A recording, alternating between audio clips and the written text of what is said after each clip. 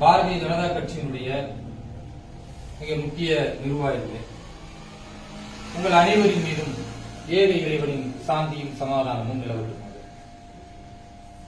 இன்றைய தினம் நம்முடைய மாநில தலைவர் திரு அண்ணாமலைஜி அவர்கள் மிக முக்கியமான பொறுப்பை எனக்கு வழங்கியிருக்கிறார்.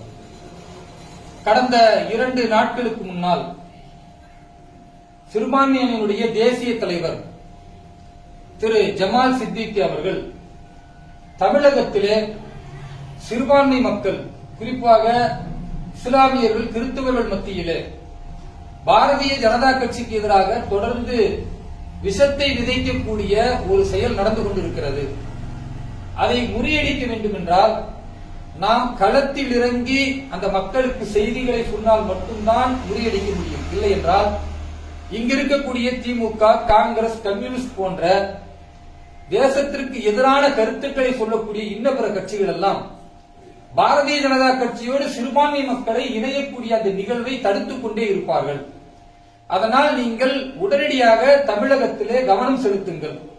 தமிழகத்தில் உள்ள சிறுபான்மையினுடைய எல்லா மாவட்ட நிர்வாகிகளையும் சந்தியுங்கள்.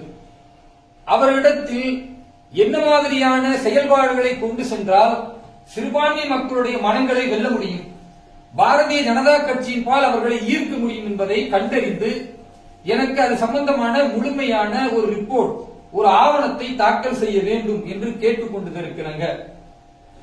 நம்முடைய தமிழகத்தினுடைய பாரதிய ஜனதா கட்சியினுடைய மாநில தலைவர் மரியாதைக்குரிய பாசமிகு சகோதரர் அண்ணாமலை அவர்களை நான் சந்தித்து இது சம்பந்தமாக பேசிய பொழுது முழுமையான ஒத்துழைப்பை வழங்குவதாகவும், அது மட்டுமல்லாமல் நான் திருச்சியிலிருந்து ஆரம்பித்து தமிழகம் முழுக்க இந்த சுற்றுப்பயணத்தை செய்ய போகிறேன் என்று சொன்ன பொழுது உங்களுடைய சுற்றுப்பயணத்திற்குண்டான எல்லா விஷயங்களுக்கும் முழுமையாக கட்சி ஆதரவளிக்கும்.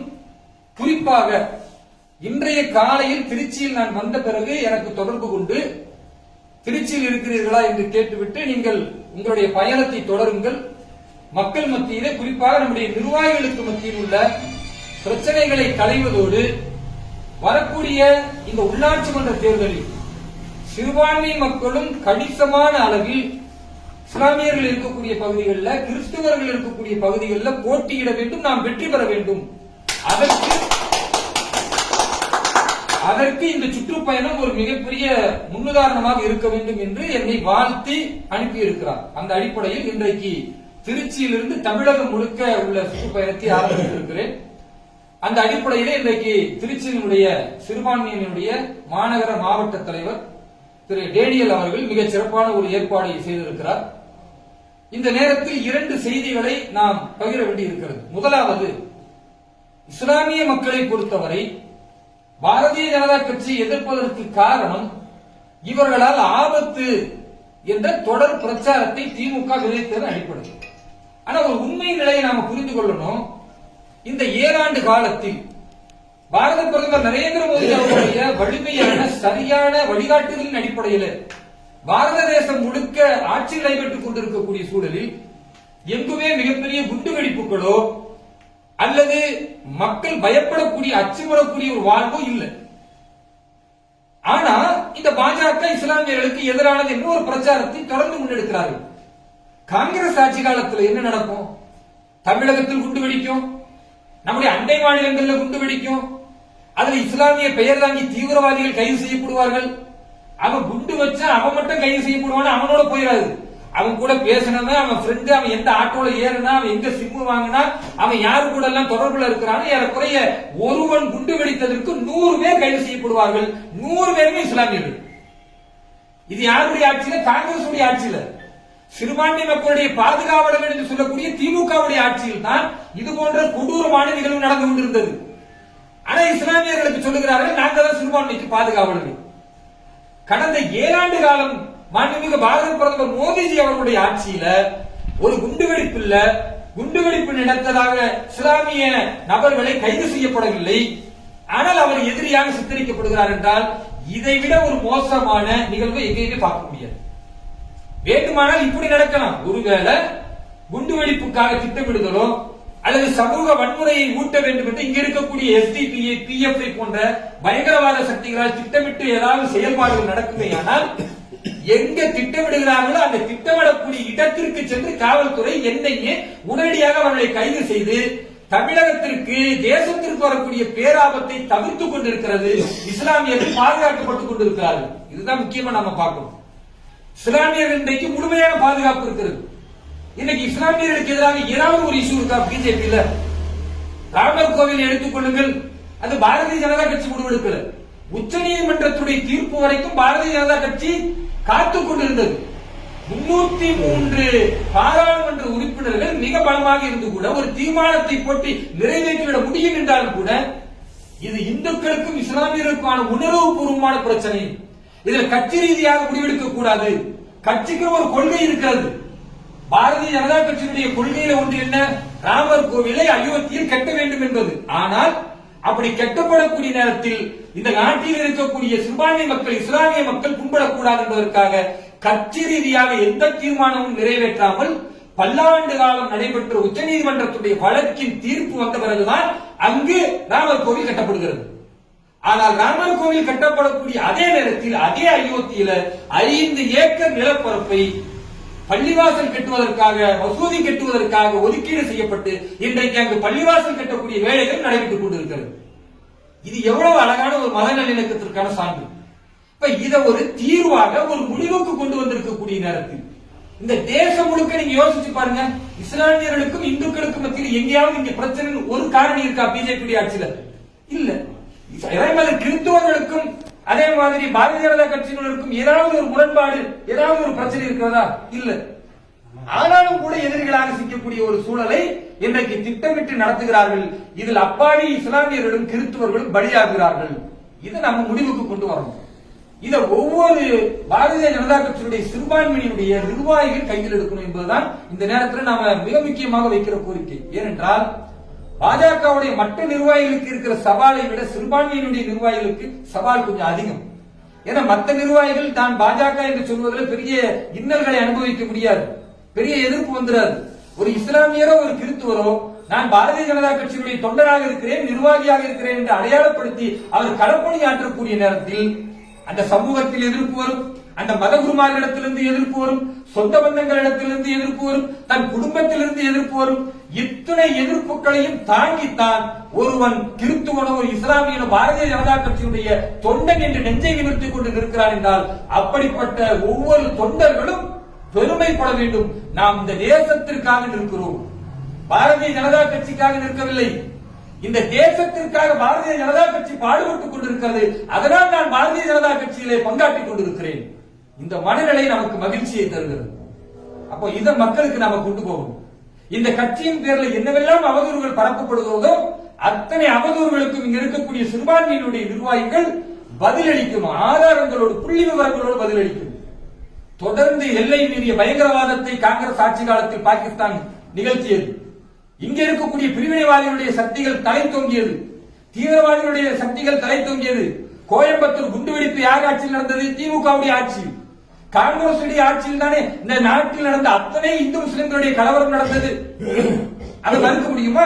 அப்ப எல்லா இடங்களிலுமே தொடர்ந்து திட்டமிட்டு ஏதோ இஸ்லாமிய மக்களுக்கும் கிறிஸ்துவ மக்களுக்கும் எதிரான ஒரு நிலையை பாஜக கொண்டிருக்கிறது என்ற வன்ம பிரச்சாரத்தை இங்க இருக்கக்கூடிய காங்கிரசும் திமுகவும் இன்ன பிற கட்சிகளும் செய்தால் அதை தவிடுபடியாக்கக்கூடிய ஆற்றலும் சக்தியும் சிறுபான்மை அணி நிர்வாகிகளுக்கு தான் இருக்கிறது. அதை நாம் இந்த களத்தில் நாம் செய்து காட்ட வேண்டும். குறிப்பாக இந்த சுற்றுப்பயணத்தில் மிக முக்கியமாக நான் வைக்கக்கூடிய மிக முக்கிய கோரிக்கை என்னவென்றால், நாம் வரக்கூடிய குறுகிய காலத்தில் உள்ளாட்சி மன்ற தேர்தலை சந்திக்கவிருக்கிறோம். எங்கெல்லாம் இஸ்லாமியர்கள் கணிசமாக இருக்கிறார்களோ அங்கே இஸ்லாமியர்களில் பாரதிய ஜனதா கட்சியை சார்ந்த ஒரு தொண்டர் அந்த இடத்துல தேர்தலில் நிற்கும். இது ஜனநாயக நாடு. ஒரு சூழல் இப்பொழுது எப்படி மாறிக்கொண்டிருக்கிறது என்றால், இஸ்லாமியர்கள் கணிசமாக இருக்கக்கூடிய பகுதியில ஒரு பாஜகவை சார்ந்த ஒரு இஸ்லாமியர் வேட்பாளராக நின்றால் அவர் அந்த தொகுதிக்குள்ள போக முடியல, அந்த வார்டுக்குள்ள போக முடியல, தாக்கப்படுகிறார், இன்னலுக்குள்ளாகிறார். காவல்துறையும் சேர்ந்து என்ன பண்றாங்கன்னா, இல்ல இல்ல போவாதீங்க, சட்ட ஒழுங்கு பிரச்சனை வரும். அப்ப இது ஜனநாயக நாடு தானே. ஜனநாயக நாட்டில் தன்னுடைய உரிமையை ஒரு தேசிய கட்சி ஆளும் மத்திய அரசுடைய ஒரு பங்களிப்பை கொண்டிருக்கக்கூடிய அதனுடைய பிரதிநிதியாக இருக்கக்கூடிய ஒரு பாஜகவுடைய தொண்டன் ஒரு நிர்வாகி களத்தில் இறங்கி தேர்தலை சந்தித்தால் அது அங்க இருக்கக்கூடிய அடிப்படைவாத சக்திகள், அது இஸ்லாமிய பெயர் தாங்கிய சக்திகளாக இருக்கட்டும் அல்லது கிறிஸ்துவ மிஷினரிகளாக இருக்கட்டும் தடுப்பார்களேயானால் அதை காவல்துறையும் சேர்ந்து ஆதரிக்கும் என்றால் இது தேசத்திற்கு ஆபத்து.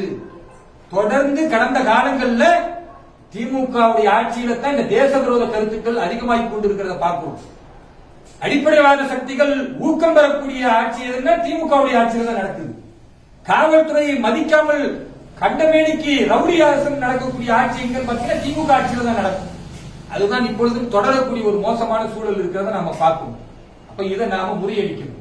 இதை முறியடிக்க வேண்டும் என்றால் சிறுபான்மையில் உள்ள நிர்வாகிகள் தைரியமாக களத்தில் இறங்க வேண்டும்.